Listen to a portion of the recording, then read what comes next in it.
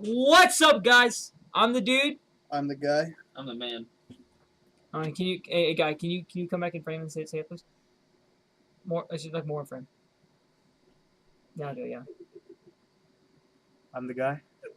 I'm the dude. He's the guy. He's the man. And welcome back to Dude Reviews. Our first time we were watching Fletch. We were doing our Chevy Chase marathon, and now we are moving on to the horror genre. And today we watched The Evil Dead. Guys, what do you guys think about The Evil Dead? 1 out of 10. Or 1 from 10, sorry. I'll give it a 9 out of 10. 9 out of 10? Give it a 10 out of 10, baby. I'm going to give it a 6.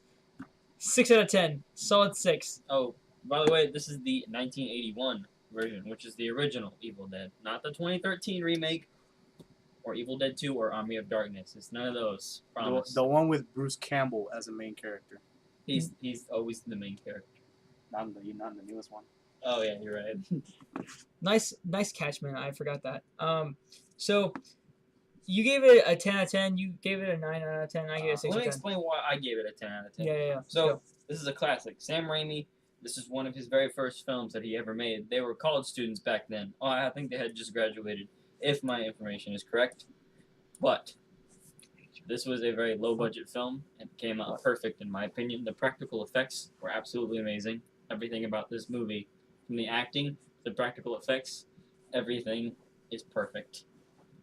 Everything is perfect. Everything. Okay. There's nothing wrong with this film. Okay.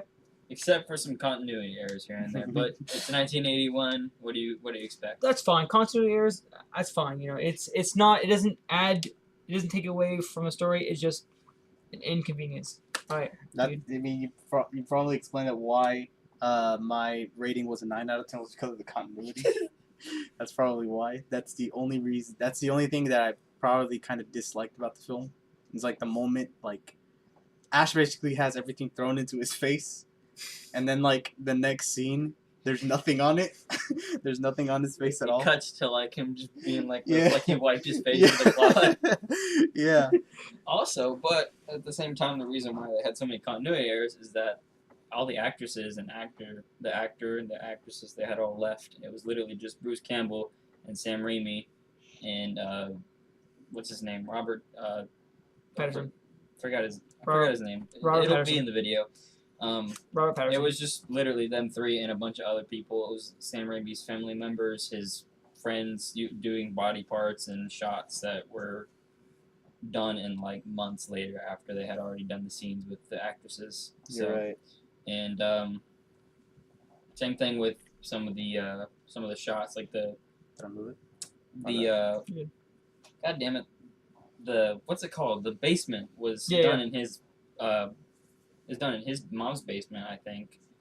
Like months later after they had already filmed. So, Okay, so it was just two sets. yeah, there was 2 sets, and they had dug a hole in the cabin. It was like a 5-foot deep hole that they had dug. So that's movie magic for you. Movie magic, boys. I gave it a 6 out of 10 strictly because I thought the gore was good. I thought the action scenes were good. I thought the horror was, the horror aspect of it was pretty good. But I just didn't have any context. I didn't have any reason to care whether or not they were gonna die. Yeah, but it was one of those movies that you didn't really need context. Like, I didn't know Ash's name until like halfway through it. Like I was calling him glasses, jacket, shirt dude because all he was wearing was this blue shirt and brown pants. So he was just Did this he wear blue. glasses? No, No, why were you calling him glasses then? It was a meme. It's like I'm gonna call you. You're wearing glasses, jacket, shirt, dude. I'm gonna call you glasses, jacket, shirt, dude. All right. Anyways, Even though so he didn't wear glasses. Okay. it was a meme. But so like for the half the film, I was like in my brain, this is blue shirt, dude. But I thought the majority of the film was good. I just didn't like the fact that I had no reason to care whether or not they died. None of them were appealing to the eye, at least for like a good majority of it. And I really enjoyed the fact that Ash had a real problem with shelves. He got thrown into a shelf twice in the film and couldn't get up. Just couldn't do it. He had his leg cut into. Could walk fine. Had to axe up a girl. Was fine. But a shelf, nah. decommissioned. Actually, one other thing that I did have a problem with the film is how Laura just suddenly just got possessed. Oh You know, yeah. she just got Yeah. stabbed by a pencil. That's all. Yeah, pencil went through her Whereas, goddamn like, ankle. right, that's her name, right? Laura, Uh, the one who gets stabbed by the pencil. God damn, I don't know. You'll have to put the I names up on the think screen. Laura. Yeah, Laura, the And then Ash's girl. and then the first chick gets attacked by the force and then fucked by it. And then Hey, language. this is the dude review. Why the fuck do you care? I don't. Okay, so she gets fucked. She gets fucked by the force, so she gets possessed. And then, how did the other chick get possessed? It happened off screen. It happened off screen. Yeah, it happened off screen. And then, what's the name of the other dude? Scott. Scott. It was Scott's girlfriend who was possessed second. Yeah, Scott's girlfriend was possessed off screen, but then Scott, I mean, his was reasonable because he tried to make a break for it on his own, and then he got attacked by the force itself. I think the best practical effect scene in that entire movie is where he starts squishing in his eyeballs. Oh, yeah. He squished in his eyeballs and took out the branch from his stomach, and he was just blowing. It was like a tube of water just like started. Bro, that shit was looked like tomato It was juice. fucking leg. It was disgusting. I thought that was probably one of the most goriest films I've seen in my life. I don't know, man. The part where the other chick was getting dismembered was pretty awesome. That was pretty gruesome. The claymation scene when they're all just decomposing, that was pretty gnarly too. That was the movie was pretty crazy. pretty crazy. Yeah, It was gnarly. it's pretty evil, pretty dead, pretty evil dead. And yeah, so what do we rate this film? From an A to F rating, I guess. I give it an A+. An A plus. I give it an A. Give it an A. I give it a B plus. Should they go watch this film, guys? Yes. Hell yeah. Yes. If you Hell love yeah. horror, If you love practical effects, for sure.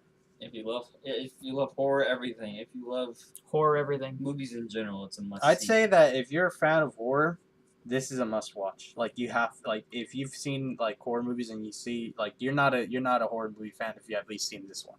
Mm-hmm. Or this should be in the bucket list of every horror movie fan. Agreed. This is a different horror movie, but more importantly, can you take a babe out on a date to see this film? Is this a movie that you can make a move on? Probably not. No. Probably not. It's debatable. If she's I'd into say yes really and no. really gruesome films and she's really into blood, I would say yes. But if she's a good Christian girl, no, I'm kidding. If she's like someone you care about, I probably wouldn't take her to go see this. But probably would stay away from this one for a date movie, like a first date. But yeah, I'd say watch it for fun. watch it for fun Oh, for yeah. sure. Watch it for fun, and then later on in the relationship, you can watch this film. So, all right, guys, that's been the dude review. I'm the dude, I'm the guy. I'm the man. and this has been Dude Review. We'll catch you guys on the flop. Never mind that.